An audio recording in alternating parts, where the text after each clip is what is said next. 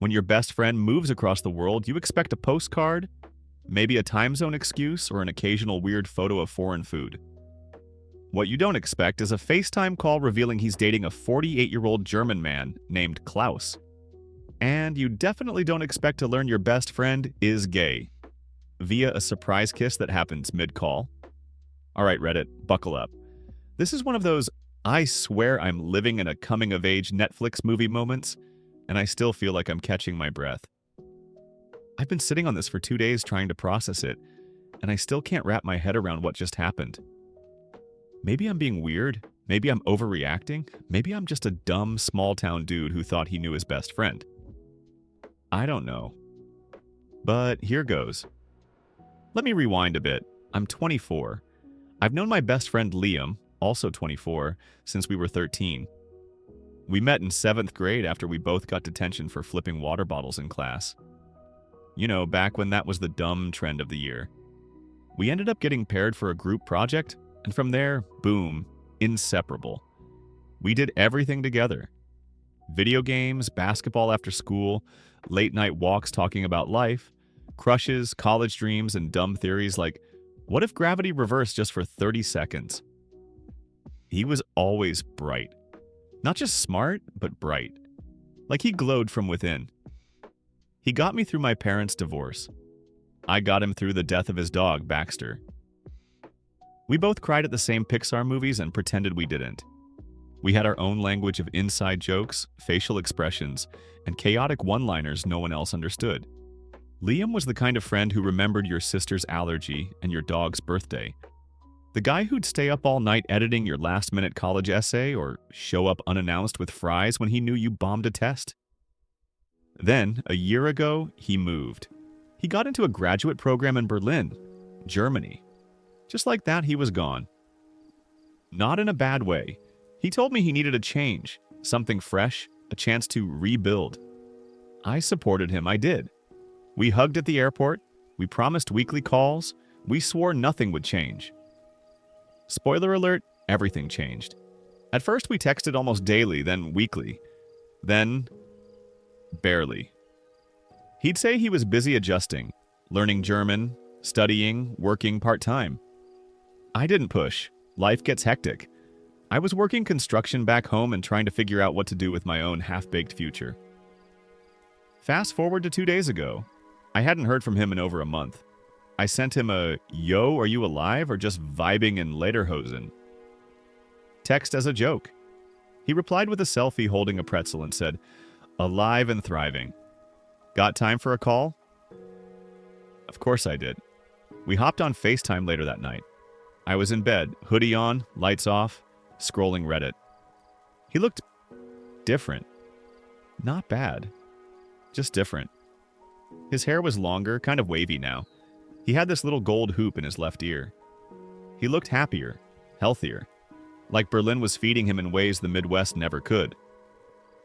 We chatted about normal stuff at first, work, life, weather.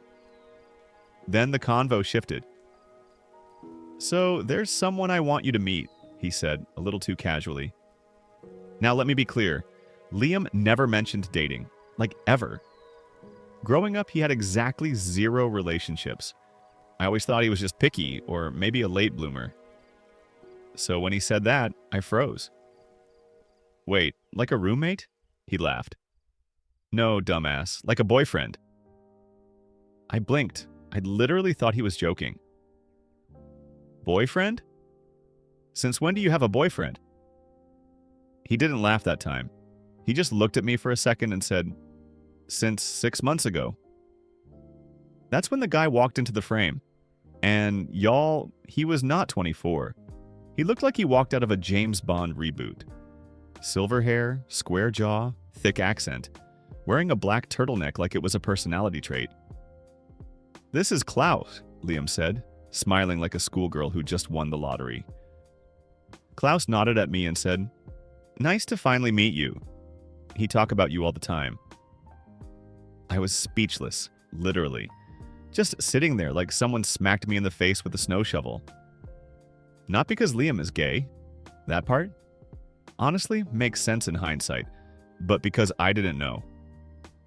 How do you know someone for 11 years, share the most intimate details of your lives, cry together, travel together, live together for a semester in college, and still miss something that big?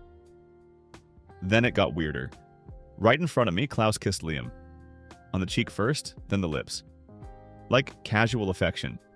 Not performative. Just natural? And I flinched. I didn't mean to. It wasn't disgust. It wasn't judgment. It was shock. Pure, unfiltered what is happening energy. Liam noticed. He didn't say anything in the moment, but I saw it. That tiny flicker in his eyes. Hurt. We wrapped up the call about 10 minutes later. I was polite. Said it was nice to meet Klaus. Congratulated Liam. Made a dumb joke about German efficiency. He said, "You're someone's whole world at 17. And then, at 24, you're just a chapter." We said goodbye not like enemies, not even like strangers. More like two people closing a book they both loved, but knew they'd never reread again. Update, 48 hours later. I got a package from Berlin today. No return address, but the handwriting was unmistakable. Inside, a photo of us at 15, arm in arm, grinning with braces and awful haircuts. A burned CD labeled "For Rooftop Nights Only." And a note that said, "You were never a bad friend. You just didn't know how to ask the questions I was too scared to answer. I forgive you. And I love you always." Lali. Edit. I didn't expect this post to resonate with so many of you. If you're the friend who feels left behind, reach out. If you're the one who came out and felt abandoned, tell your truth. We all deserve to be seen. I don't know what the future holds for me and Liam. Maybe we'll reconnect. Maybe we won't. But I'll always be rooting for him, even if I'm not in the frame anymore. But the moment I hung up, I just sat there. And sat there. For hours. I scrolled through old photos, watched a dumb video of us lip-syncing Taylor Swift at a high school sleepover, reread old texts, tried to find the clues I missed, and then I cried. Not because he's gay, but because I realized how much distance had grown between us and I hadn't even noticed. My best friend had been living a whole-ass life, finding love, figuring himself out, and I was completely out of the loop. And maybe it wasn't his fault. Maybe he thought I'd judge him. Maybe he didn't want to risk losing me. Maybe he needed space to explore himself without the weight of who he used to be around me. Or maybe we just grew up, and that's the part that hurts the most. It's been 4 weeks since that FaceTime call. 4 weeks since Klaus casually kissed Liam in front of me like it was nothing. 4 weeks since I sat on my bedroom floor for an hour staring at our middle school yearbook and feeling like I didn't know the guy who signed Bros Forever next to a doodle of us riding dragons. 4 weeks since I promised myself I'd write a message. Say something, anything. I didn't. I chickened out. Every time I opened the chat window, I froze. What do you even say when you feel blindsided and guilty at the same time? I kept rereading our texts from last year, back when we were still us. Dumb memes, support during breakups, late-night rants about work and dreams, and bro, we gotta do Japan before 30. Then I'd close the window because every word I typed sounded hollow or way too dramatic. Then last Friday, he texted me first. "Hey, can we talk?" Just that. My stomach dropped. I sent back "of course" so fast I nearly broke my screen. We hopped on a call the next night, not video, just voice. His voice was calm but distant, like he'd built a little wall since the last time we spoke. He started with, "So, I felt weird after our last call." I braced myself. "Weird how?" "You flinched, man." No intro, no build-up, just straight to the gut. I tried to explain. I told him I was caught off guard, that it wasn't about the kiss or Klaus or anything like that. It was just a surprise. That I never ever thought of him as someone who had to hide who he was. That I didn't understand why he didn't tell me sooner. That's when he got real quiet. "I did try," he said finally. "Like a million times, but you never picked up on it. And after a while I figured maybe you didn't want to know." That broke me a little because once he said it, I remembered. There were signs. Late night convos where he hesitated before answering questions about girls. Times he shut down when we joked about Tinder. The way he always seemed to dodge certain topics with this tired smile. I just never asked, or maybe I did, but only the safe questions. Only the ones I expected a certain answer to. You were always safe, he said. You never made fun of people, never said anything hateful, but you also never asked about me. You never looked at me and thought there was something I might not be saying. That part stung, because he was right. I wasn't a bad friend, I just wasn't aware. Or maybe I didn't want to be aware because it would have changed the neat little box I'd put our friendship in. The straight bros forever box. The we can talk about everything except the stuff that scares us box. He told me about Klaus. Apparently they met at a language exchange meetup. Klaus is a retired music professor who now volunteers at community centers teaching piano. He's got a dry sense of humor and a massive vinyl collection. They bonded over jazz, then coffee. Then it turned into more. Look, Liam said, I know the age thing throws people off. I get it.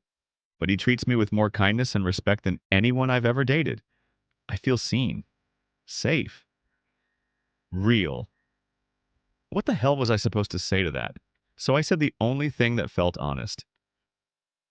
I'm happy for you, and I'm sorry I made you feel like you couldn't tell me. There was a long silence. Then he said, Thanks. I needed to hear that. But the conversation didn't end with a happy hug and credits rolling, because then he said, I don't think I can be the same friend to you anymore. That hit harder than anything else. It's not because of what happened, he added quickly. It's just, I've changed. I've grown so much out here. I'm not the same Liam you used to know, and I can't keep pretending I am. It's exhausting.